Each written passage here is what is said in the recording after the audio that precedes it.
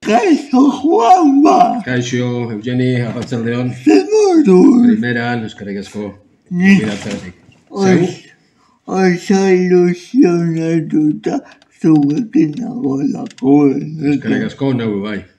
Nago bai. Kontatuko dugu sekretu bat, bi astez nire irakaslea izan da aste azkenetan eguestenetan. 3 aste.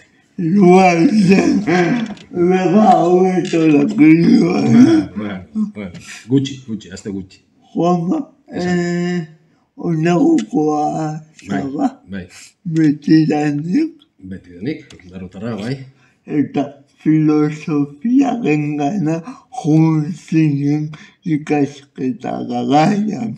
Bai, Zorroagan ikasi nuen. Badakizu lehena, filosofia Zorroagan irakasten zala. Karrera hau behintzat. Eta Zorroagan hasi, eta bertan bukatu azkenengo eguna, uste dute Zorroagan. Eta gero, ona etorri ginen. Ibaetara, 93an edo halako zerbait. Zergatik filosofia, Juanma? Zalantzak nituen ikasten nuenean institutoa, baina gustatu zitzaidan azkenengo kurtsoa. Institutoan, irakaslea ona zen, eta, gaiak polita zen, eta, erabaki nuen, ja, hori ikasten, bertan, hori egitea, arriskatzea, filosofia ikastera, baina, esango duke, gehien bat hor ikusi nuelako interesgarria zela, ez aurretik neukalako zerbait, ez. Interesgarria teoria aldetik, edo pentsa aldetik, edo ze espautan identifikatzen zaba. Ni batez ere, orduan ere bai gustatzen zitzaidan, baina hasiera batean gustatzen zaizu dena. Baina gehien bat gero zientziaren inguruko galderak, horrekin filosofiak daukan lotura, epistemologia ere bai, ezagutzaren teoria, hizkuntzarekin zerikusi daukana baita ere, oro har gauza asko ziren, baina batez ere horiek ziren. Zientziaren inguruan hor nola filosofiak ikusten zuen, zientziak, klaro, guk ikasten genuen fisika, matematika, kimika, talako gauzak institutoan, eta bizkat, alegintzeko hori hobeto ulertzen. Hori izan gehien bat, hasierako lotura ez besterik. Nola gogoratzen dituzu ikasketako urteak? Urteak oso gustora nengon ikasi nuenean, eta gogoratzen dut baita ere, oro har oso gustora. 5 urte ziren orduan, lizentziatura zen, eta esango nuke lehenbiziko 3 kurtsoak, lehenbiziko zikloa zena, pixka bat orokorragoa zen, aspergarriagoa, lanean ere, bilen kanpo eta, pixka hori, baina azkenengo biak, espezialitatea, hori berezi, eta zen logika eta zientzaren filosofia orduan 3 adar zeuden. Bai, eta horiek, urte bi horiek oso gustora egon nintzen ikasten, gogoratzen dut gaina gustora, eta gogortsua zen, baina interesgarria, oso interesgarria gauza berriagoak, gai guztiak gure arloan jorratzen genitunak, oso errekorda onak ditut, gustora. Zorroagan gainera, toki polita zen, eta zaharra, baina oso ondo zegoen. Galdera bat egingo dizut, galdera askea, orduan, atera nahi duzun lekutik. Izilik gelditzen bazara ere oso ono. Beldurra ematen diazu. Dira asmatutako galderak erantzuna ere asmatzeko nahi duzun modua. Baina zer leku edo zerako daka zientziak filosofia munduan. Zelako, barkatu? Ze leku edo zerako edo. Filosofia munduan gaur egun. Uste gu gauza interesgarriak esateko baditula, baina batez ere nik esango nuke gai oso espezializatuak direnak eta interesgarriak arlo guztietan. Bizka bat horiek publikoarentzat errazago hizkuntza, tarteko hizkuntza bat erabiltzea bizka bat publikoak erabiltzeko, eta maila altukoa baita ere, maila biak gehiegi etxe gabe, akademian jorratzeko modu bereziagoan edo akademikoagoan. Baina baita ere hori trasladatzeko, ateatzeko bizka bat publikoari, eta gai batzuk bestera batera saltzeko kapasa izatea, interesgarria litzateke filosofia adibidez gaur egun adimen artifizialari buruz gauza asko esaten dira, ero zientzia desberdinei, ero arteari buruz, filosofia gor bizkate, zubi gisa, hizkuntza arruntagoa erabiliz, zorrotza alba da, baina modu ulergarrian jendeak ulertzeko eta hor galderak egiteko, bestelan ez da llegatzen gauza oso teknikoak diren hoietara.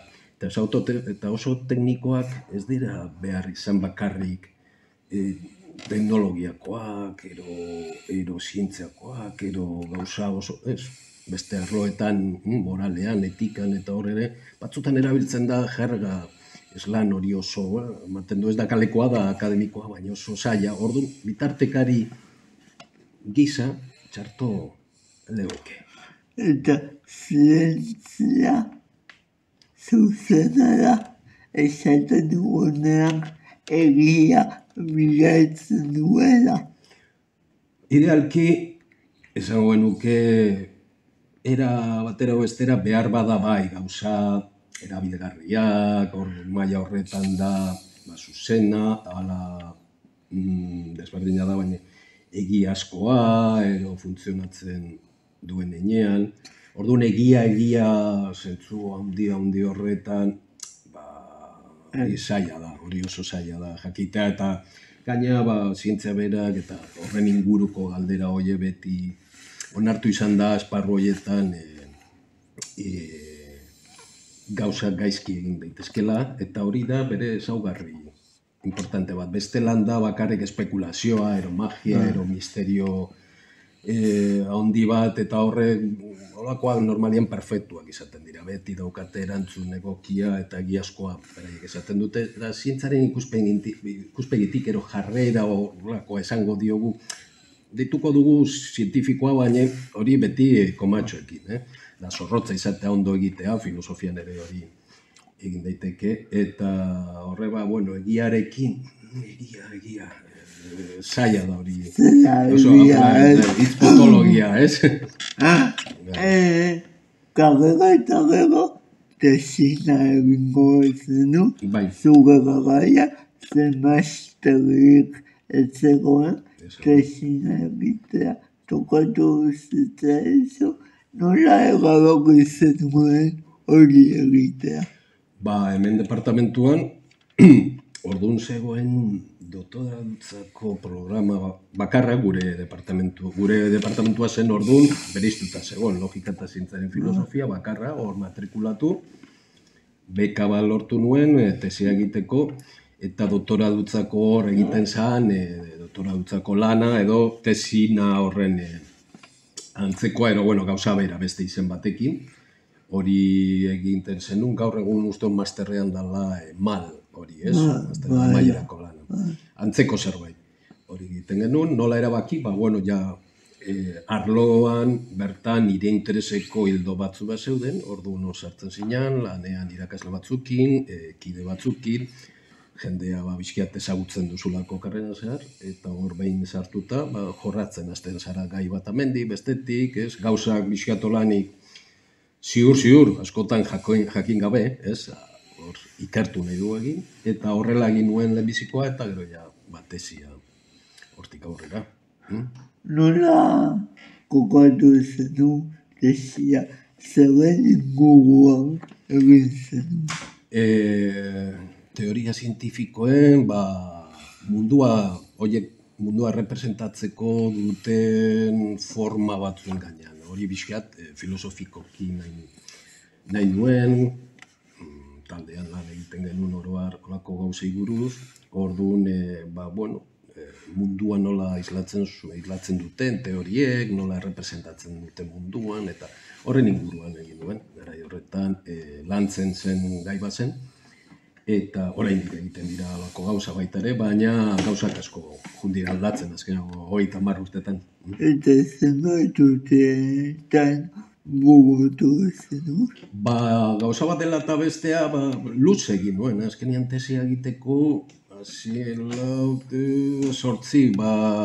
8 urte, luzeago, lanean ere tartean, eta hori da, bai, alako zerbait, pixkatea eskarrago egin behar dena, beka eta gero hori, horretan. Gogoratzen tesia defendatu zenuen egunaz. Egunaz, bai. Nolakoa izan zen. Ego bizkaten neketxua ze oso luze juntzan defentsa.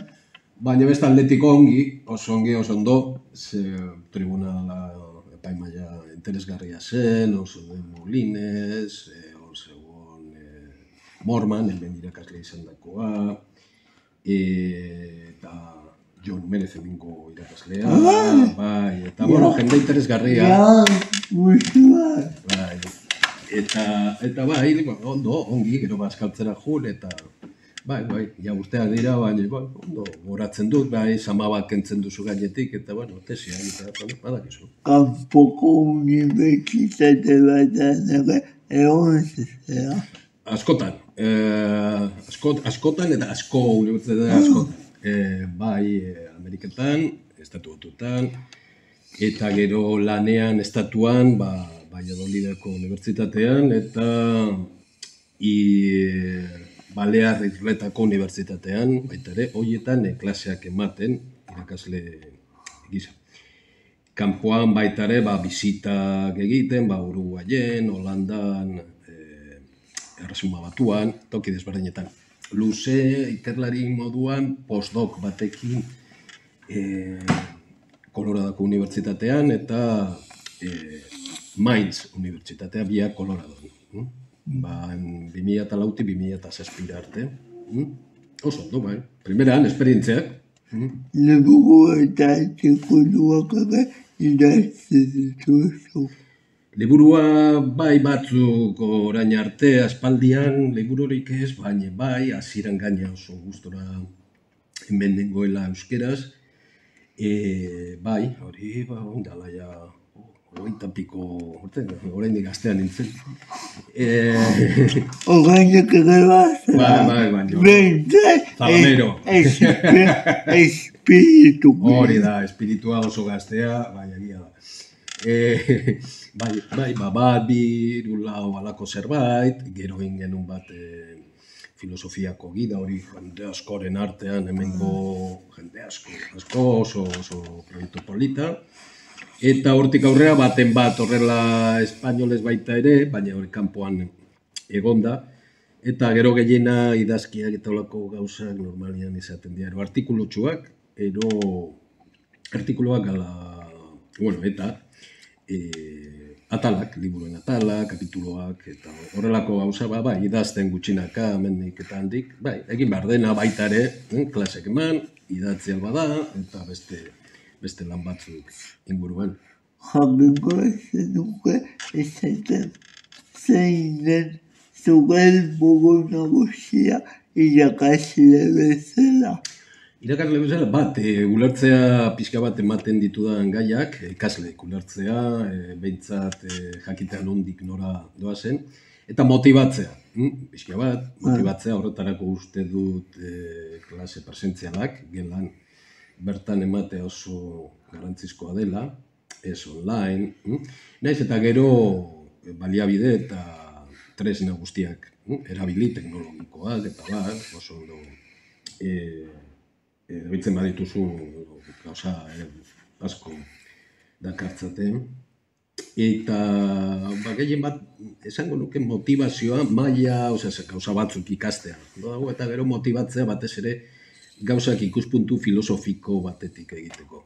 Bakoitza bere gaietan, ero interesatzen zaion gaian barruan, izan estetika, izan politika, izan da, baina beti ikuspegi filosofiko batetik. Zori usten badugu gureak egin du, filosofiak. Ez gara ez politologoak, ez gara ez soziologoak, ez gara ez artistak, ez gara ez zientzialariak, maila horretan, orduan, hortik, horlako zerbait. Bueno, bai, aztertzaileak bogea ez. Aztertzailea baita ere, bai. Hori ere egin behar da, oreka bat mantendu behar da, aztertu behar da, ahalik eta irakasle emakume gizon gazte. Hoberenak ateratzea nahi dugu, gero ertainetan, institutoetan eta klaseak ondo irakasteko, eta hemen baita ere, eta, bueno, maila horietan, irakaskuntza mailan eta ikertzeko ero behintzate, filosofian ikerketa deneinean egiten dena, hori ere ondo jorratzeko. Juanma, aiteako gara filosofia mundutik. Zer iruditzen zazu, eta ni jakineko nuke zer egiten du Juanmak bere bizitza filosofikoa ez denak. Ez denak? Eta orduan, azteko, zer musika entzuten duzu? Aspaldian, oso gutxi entzuten du musika aspaldian, baina batez ere musika letrarik ez duena. Fonduan zelan egiteko gustatzen zait fonduko musika. Orduan hor egoten dira, pelikuletako musika, kompositore onak, klasikoak direnak, pelikula Morricone klasiko bat adibidez, baina beste batzu Horn eta beste batzu hor daudenak, eta beti fonduan musika oral batzutan klasikoa, eta letrarik ez duena, jazzaren inguruan hori, eta gero letra euki behar badu Big Bands. Naiz fanatikoa Big Bandsak. Big Bands, esaten zaio oso gutxi daude, hemen Euskal Herrian tradizioan gutxi daude, Big Bands asko gustatzen zaizkit, bai jazzarekin lotuta, eta oroar, aidea eta dena dutenak, eta horiek Ameriketan asko daude, bueno, Europan baita ere, jakina, holako musika, bai, eta, bueno, denetarik, dena den, ez naiz horretan aditua, baina... Eta zaletasunak? Zaletasuna, bizikleta, hemen zailagoa da neguan, bizikleta gustatzen zait asko, batez ere ezagutzen ditudan bidetatik joatea, hori dira, gehien bat, mugatik, hau da, Mutrikutik, muga Gipuzkoa eta Bizkaia kostaldean, Mutrikutik, kostaldetik Bizkaia. Bizkaitik jarraitzu, Ondarruan, Lekitio, Elantxobe, eta Bermeo, Gernika, gero barrura sartuta, Gernika, Bermeo, nahi baduzu. Horko horiek eta batzutan mendi horretartekoak daudenak, hirugarren mailakoak, gero baten bat egitea, baina kostaldetik nahikoa. Hori gustatzen zait, horrela, bizikleta arrunta, bueno, ona da, baina ez da karrerazko, ziklista profesionala bai, baina ziklismo asko gustatzen. Bizikletan, ziklismoa baino gehiago, bizikletan. Txirrendularitza baino gehiago, bizikletan aritzea. Bukatzeko Juanma, no jakineko nuke zentzurian zure kezkak mundu zogarri honetan. Kezkak asko izan daitezke jakina, baina zuzenean lehenbizikoa, eta ikusten ditut hemen, eta klaro, informazioa telebistan, eta zuzenean oso azala ukitzen dulako zuzenean, jakina da Palestinaren inguruan, baina gero badaude bizitzako kezka normalak momentuan ez direnak kezka, edo zein daukana, osasuna, lana ondo egitea eta best ingurukoak ondo egotea, baina hori oroar politikan hori eta pixka bat, ez du nahi humorea iruditzea, baina datorren hilekoa Ameriketan, Estatu Batuetan zer gertatzen den, baina ez da benetako kezka. Beste gauza batzu da interesgarriagoak, importanteagoak, esan nuke, oroa. Niretzat hori eta askotan eguraldia. Uraldea alik eta hori, zenbat zerrago osasunean nabaritzen da asko. Eta jendeak ez du ikusten gu baino, baina gaur egun euritsua dugu eta... Harrapatu nau, lugaritzetik ona, harrapatu nau, klasean sartu naiz eta han lehortu nau, zikatu nahi. Baina goiti bera, guzti batez ere prakek eta haizea zogon, eta... Baina, bueno, gauza hauek ez dira importanteak. Joa, mila esker momentu hau oparitzea gati benetan. Eskerrak zeuri, Eugeni, mila esker, gonbidatzagatik badakit elkarrizketa asko egin dituzula, eta honengo diogu buelta ni hasiko nahi zuri zen. Eskerrak asko zeuri. Bilaleko diago, agur bat, gobeko zen, agur! Agur, gerarte!